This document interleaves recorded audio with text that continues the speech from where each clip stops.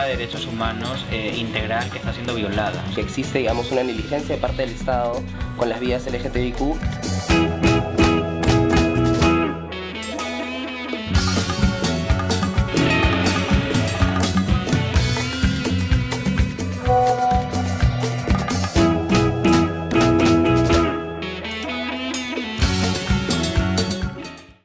¿Qué tal? Soy Fernando Ríos y esta es la Conversa Urgente. En las últimas semanas, la discusión de los candidatos que están en segunda vuelta para la presidencia de la República respecto a lo LGTBI ha girado sobre todo en torno al matrimonio igualitario y a la unión civil. Si es que estas deben ser aplicadas, si no deben ser aplicadas, si son adecuadas o de qué modo podrían irse gradualmente aplicando. El problema de este asunto es que ha dejado en segundo plano agendas LGTBI que no son menos importantes, como el acceso a justicia, el acceso a protocolos de salud especializados, el acceso a una identidad en los registros civiles, además del tema del acoso callejero, entre otras situaciones.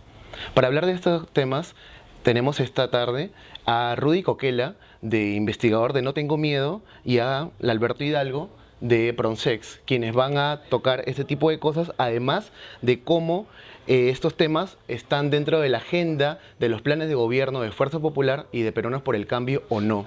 ¿Qué tal, Rudy? ¿Cómo estás? Buenos días. Buenos días, ¿qué tal? ¿Cómo estás? Bueno, respecto a lo que dijiste del matrimonio igualitario, bueno, sí, definitivamente invisibilizado otras agendas dentro de la población, bueno, que tiene la población LGTBIQ, empezando, por ejemplo, digamos, con la problemática trans, ¿no? ¿Qué sucede con la población trans? Actualmente, digamos, no poseen, digamos, no existe una ley de identidad de género, ¿no? ¿Qué sucede cuando no existe una ley de identidad de género? Pues bueno, cada trámite que las personas trans tengan que hacer, hasta incluso, digamos, su derecho constitucional al voto, se ve frustrado en muchas situaciones porque justamente o el DNI no refleja, digamos, cómo esa persona se moviliza día a día, es decir, su foto no representa, digamos, cómo esta persona se ve actualmente, ni, digamos, el sexo de M o F en el DNI refleja, digamos, el género identitario de la persona, ¿no? Entonces ese es un problema muy importante que se está invisibilizando y que, digamos, muchos colectivos ahora están apostando por visibilizar este tema, ¿no? Claro. En segundo lugar, el tema de los protocolos de atención médica para lesbianas, hombres trans y mujeres trans. Específicamente en el tema de las lesbianas cuando acuden a hacerse, digamos, exámenes como Papa Nicolau, etcétera. Y en el caso de hombres y mujeres trans para el tema endocrinológico, específicamente, ¿no? Claro. ¿Cómo es? Lo que sucede es que el único caso mediático que ha habido en el Perú respecto a identidad civil, y también es una pregunta para ti, ha sido, por ejemplo, el de Naomi Timoico, ¿no? Que ha sido un tema que fue hace 2 o 3 años, me parece, pero más allá de eso no ha habido otra cobertura mediática respecto a esto, ¿no? Entonces, ¿qué otros casos o qué otros casos simbólicos tenemos en el Perú respecto a conquista de identidad civil? Sí, hay varios casos, pero como explicaba antes el compañero, o sea, yo creo que la situación es que hay una agenda de derechos humanos integral que está siendo violada. O sea, tenemos un conjunto de derechos humanos, ¿no?, que pasa también por el matrimonio igualitario, pero pasa por otras cuestiones. Y ahí yo sí me gustaría colocar, ¿no?, la no jerarquización de agendas, ¿no? O sea, todos son derechos humanos, muchos de ellos están siendo violados, el derecho a la identidad, por supuesto, pero el derecho a la educación, el derecho a la salud, también los derechos civiles, que están siendo violados de forma muy concreta y muy frecuente, ¿no? Y no solamente lo dicen las ONG, sino lo dicen sentencias de la Corte Interamericana de Derechos Humanos que el Perú está obligado a cumplir y a respetar, ¿no?, como parte de la OEA. Entonces, en ese sentido hay una agenda que está, o sea, de derechos humanos de forma integral que está siendo violada, ¿no? Y que no solamente pasa porque el matrimonio invisibiliza otras demandas, que puede ser cierto a nivel mediático sobre todo, pero sí hay una agenda integral, ¿no?, que por supuesto pasa por la identidad de género, pero también pasa por otras cuestiones. Y hay que recordar también, ¿no?, o sea, los derechos civiles siguen siendo muy importantes para una parte importante de la población, ¿no?, y que LGBT en este caso, y que también deben ser garantizados de una forma plena como con el resto de la ciudadanía, ¿no? Entonces yo sí haría un llamado a que veamos la agenda de una manera mucho más integral y no jerarquizada, ¿no? Y que efectivamente son derechos humanos que hay que respetar para todo el mundo igual. Claro. Digamos, ¿cuál es la razón de esta jerarquización? O sea, ¿qué intereses responde? Yo creo que hay varios componentes, ¿no? Para empezar, digamos, el tema del matrimonio es atractivo, ¿no? En el sentido de que justamente es la celebración del amor, es, digamos, el haber encontrado, digamos, tu compañero, tu compañera. Siento mucho también, por ejemplo, que la validación de UNE o una persona LGTB, digamos, está, digamos, condicionada justamente el amor hacia un otro, ¿no? Entonces se está dejando de lado mucho, digamos, la individualidad de una persona LGTBIQ y, digamos, por todas las cosas por las que pasa día a día, ¿no? Y eso es lo atractivo justamente del matrimonio, ¿no? Antes era unión civil, ahora es matrimonio. También, digamos, existe mucho dinero de por medio también, digamos, para empujar este tipo de iniciativas. Cosa que no sucede con las otras, ¿no? Y digamos que ya está en el debate público hace como 2 años y medio, más o menos, ¿no? Entonces creo que a nivel de política creo que es lo que se ha quedado, ¿no? Entonces, por eso es que se discute mucho en torno a eso y se invisibilizan otras demandas, ¿no? Claro. Básicamente eso. Claro, y a pesar de que sabemos que en efecto no hay una jerarquización, definitivamente hay, digamos, áreas menos atendidas que otras. Si hablamos de un plan integral de defensa de derechos, ¿cuáles crees tú que serían las áreas desatendidas que deben ser atendidas, valga la redundancia, con más urgencia? Sí, de forma clara, ¿no? La primera demanda que hay que entender es un tema de violencia, ¿no? Nosotros publicamos todos los años un informe anual de la situación de los derechos humanos de las personas LGTB en el Perú. Este año hemos recogido 8 asesinatos, por ejemplo, ¿no? 43 casos de afectación a la seguridad personal, entre otros datos, y refleja que hay una clara realidad todavía muy fuerte de temas de violencia, ¿no? Entonces, obviamente pasa también por pensar qué normativas, qué políticas públicas son necesarias para atender de forma efectiva los crímenes de odio, por ejemplo, ¿no? Entonces, el debate posiblemente en los medios de comunicación comenzó con unión civil, pero antes ya hubo un proyecto de ley en el Congreso de la República que pretendía tipificar de forma específica la violencia por orientación sexual y identidad de género, que no salió adelante, ¿no?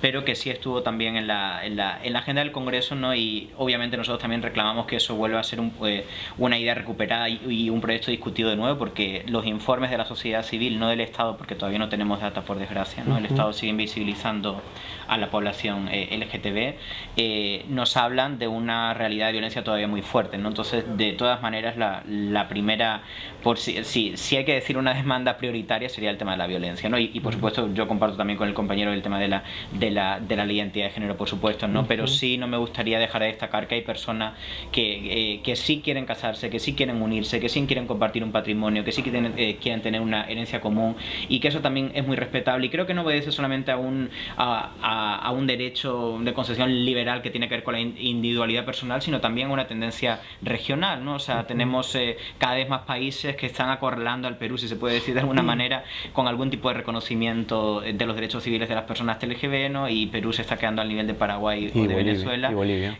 Bueno, afortunadamente Bolivia está casi por aprobar una ley de identidad de género, ¿no? Que también va a ser un avance bastante superior a lo que puede haber en Perú. Entonces yo sí creo que es una tendencia y que obedece también a que efectivamente queremos los mismos derechos con los mismos nombres, ¿no? Y nos enamoramos, trabajamos y tenemos los mismos derechos a ser iguales, a ser igual de malos, igual que Claro. buenos que el resto de las personas. Claro, por supuesto. Porque además hay esta cuestión de que se, digamos, lumpeniza a los homosexuales a partir de delitos cometidos por algunos, pero son seres humanos, ¿no?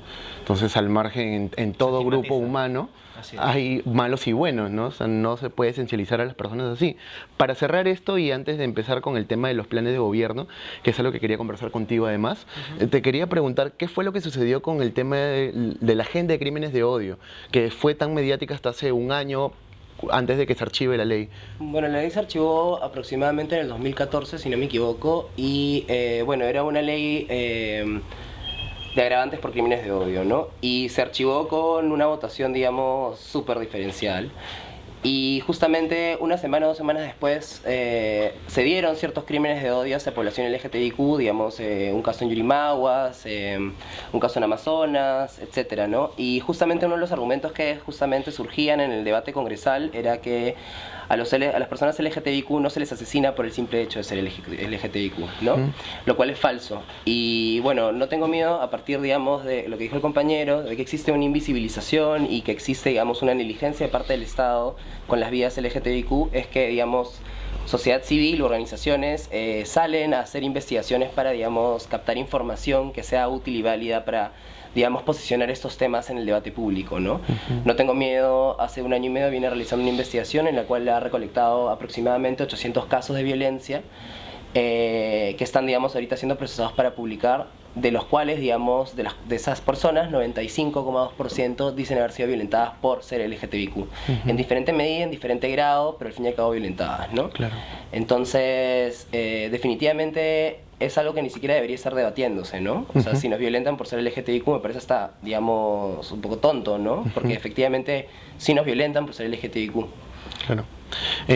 Y ahora pasando al tema, vamos a volver a esto en un momento. ¿Qué es lo que dicen los planes de gobierno de Peruanos por el Cambio y Fuerza Popular respecto a lo que hemos conversado? Bueno, el de Fuerza Popular no dice absolutamente nada, ¿no? O sea, creo que es una irresponsabilidad, ¿no? que una fuerza política que participa de un proceso electoral democrático, ¿no? Y que tiene la obligación de responder a las demandas de la ciudadanía, ¿no? Y más esto, que es una cuestión de derechos humanos, no incluye absolutamente ninguna propuesta al respecto en su plan de gobierno. En cualquier caso, yo creo que con respecto a la primera vuelta ha habido un avance, ¿no? De los 19 planes que se presentan en enero, 6 incluyen algún tipo de propuesta sobre temática LGB, que es un avance con respecto a los comicios de 2011, donde solamente un plan de gobierno incluía algún tipo de propuesta, ¿no? Bueno, eso puede significar algo y puede no significar nada, ¿no? Porque en 2011 tenemos un plan de gobierno con varias propuestas que luego se incumplen sistemáticamente durante los 5 años. Pero sí representa, digamos, al menos cierta voluntad política de querer al menos visibilizar una realidad social que existe, ¿no? En este sentido, en este proceso han sido 6, ¿no? Ahora ya con la segunda vuelta de estos 2 solamente 1, y por fortuna yo creo que el plan de gobierno de Peruanos por el Cambio no es de los peores en la cuestión de los derechos humanos LGTB. Creo que recoge cosas interesantes que obviamente no responden de forma integral y de forma completa a lo que son las demandas del propio movimiento, pero que sí podrían significar cierto avance, ¿no? Se incluye unión civil, por ejemplo, se incluye la inclusión de la realidad de las personas LGTB en los planes, en el Plan Nacional de Derechos Humanos, se incluyen políticas contra la violencia familiar y sexual en el caso de personas LGB, capacitación a servidores públicos en derechos humanos LGB. O sea, se incluyen una serie de cosas que podrían ser interesantes si se llegan a hacer realidad, ¿no? Pero bueno, ¿no? Hay que ver también cuáles son los equilibrios internos que hay, incluso dentro del propio partido, ¿no? Claro. O sea, sí es contradictorio a veces incluso las declaraciones de algunos miembros del partido, ¿no? Que pueden, digamos, hacer que esto finalmente, en el caso de que sea electo PPK como presidente, puedan llegar a ser una realidad. Entonces yo creo que sí hay que estar muy atentos y ser muy vigilantes, ¿no? Por supuesto, Unión Civil no responde absolutamente a las demandas, incluso que tienen que ver con los derechos civiles, ¿no? Porque incluso es un proyecto que además no recogía la totalidad de demandas que se hacían en cuanto a los derechos civiles. Puede ser un avance, ¿no? Pero igualmente con mucha cautela y con mucha vigilancia. Claro, pero si bien hay que tomar en cuenta que así como han habido avances respecto al 2011, también han habido avances del otro lado, ¿no? Las iglesias evangélicas cada día tienen, digamos, más poder dentro de la capacidad de decisión de agenda política de los partidos, ¿no? Y aterrizamos esto respecto al pacto que hace Keiko Fujimori con los evangélicos, ¿no? ¿Qué mensaje le da a los grupos LGTBI este acto, ¿no?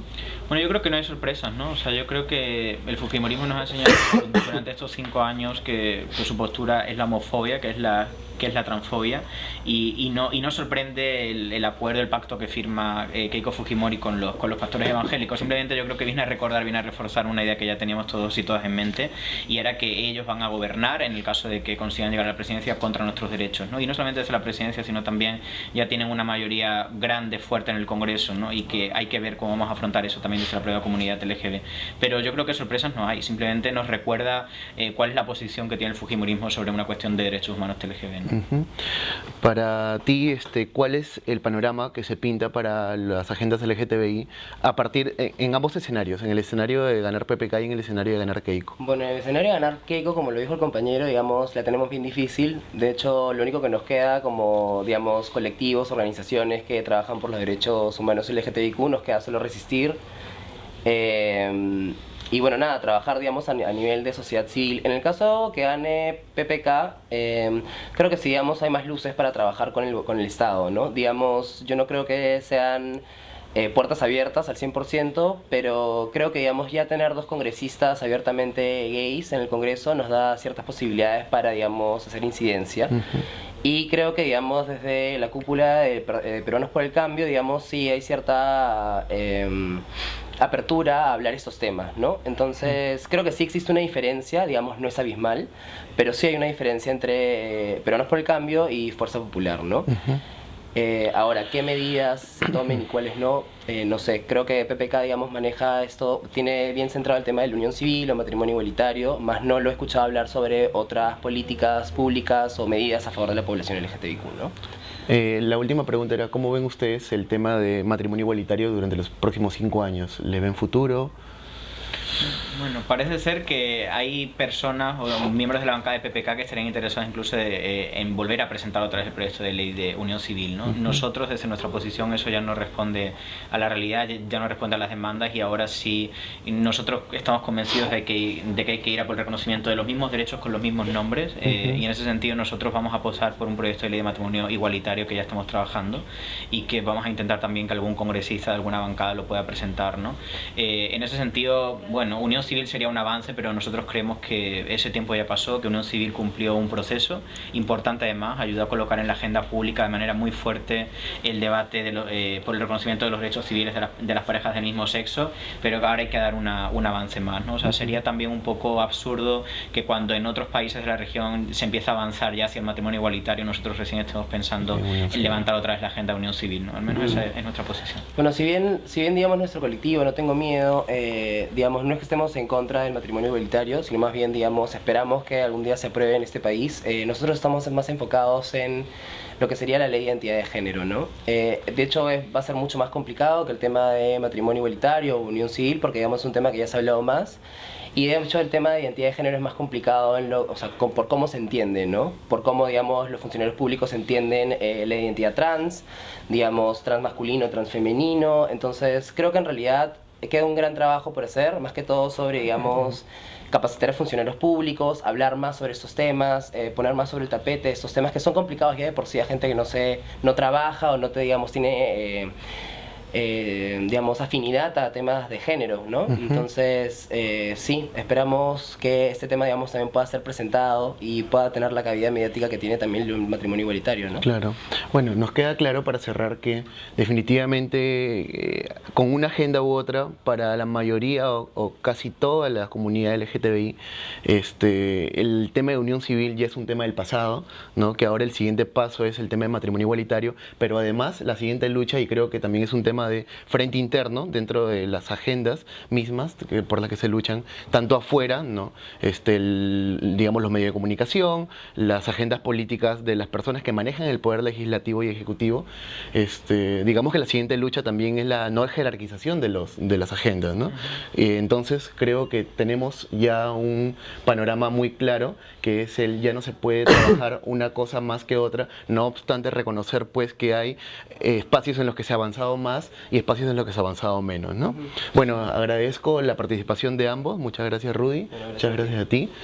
Bueno, esto fue todo por este segmento y esperamos que continuemos con ustedes. A continuación viene otro segmento que gira en torno a seguridad ciudadana. Mi nombre es Fernando Ríos y esto es La Conversa Urgente.